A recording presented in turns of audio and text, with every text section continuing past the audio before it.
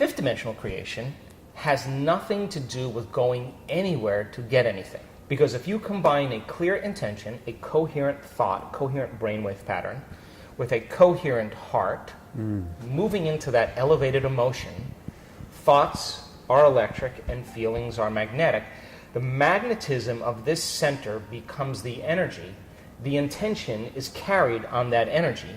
And now you are broadcasting a new signature into the quantum field. Now, if it's done properly and you understand the mechanics, in fifth dimensional creation, you are not going anywhere to get anything. You are actually collapsing space and time, and you are drawing the experience to you. You are the vortex, because when there's a vibrational match between your energy and that potential that exists in the quantum field, like tuning a radio dial, when you lock into that frequency, if you keep revisiting that energetic signature over again every single day, then you don't have to go anywhere and get it. The new job finds you.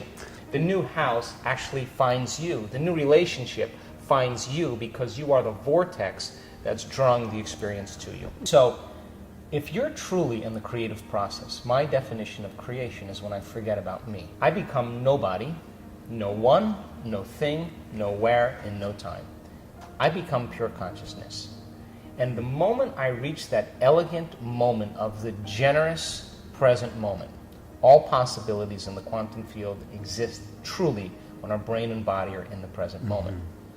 Getting there is the work. So then, most people then create reality from what we call three-dimensional creation. Well, they're matter trying to change matter, and if I'm going to get a good job, I'm going to do 100 applications and go on, 20 different interviews, and then it's going to take me 3 months to get a job. I may not even like that job, but I got a job. You want a new sperm donor, you want a new partner, you want a new specimen, you want somebody to live your life with. Right. Then you're going to go on Match.com, you're going to spend 2 hours. It's going to take time in three-dimensional reality, because time is defined by us moving through space.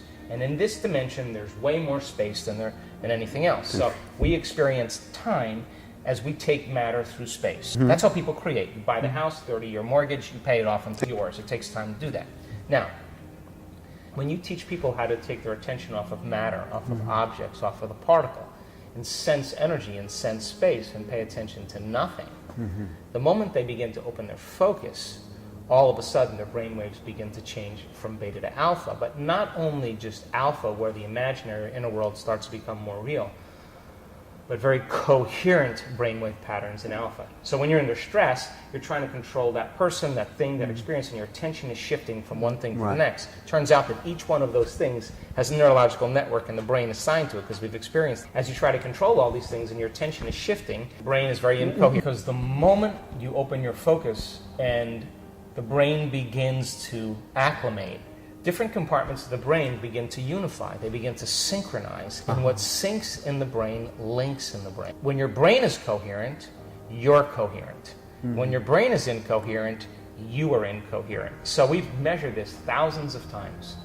There'll come a moment in our work during a retreat, as an example, by the third day or so, we'll see very large areas of the brain, huge areas, begin to synchronize together. Then we'll see the left side of the brain talk to the right side of the brain. We'll see the front part of the brain talk to the back part. You see this kind of whole brain state start to take. See it every time. And walk around and look at that person, and you will see tears of joy running down their face. They feel so whole. They feel so complete that it's impossible to want.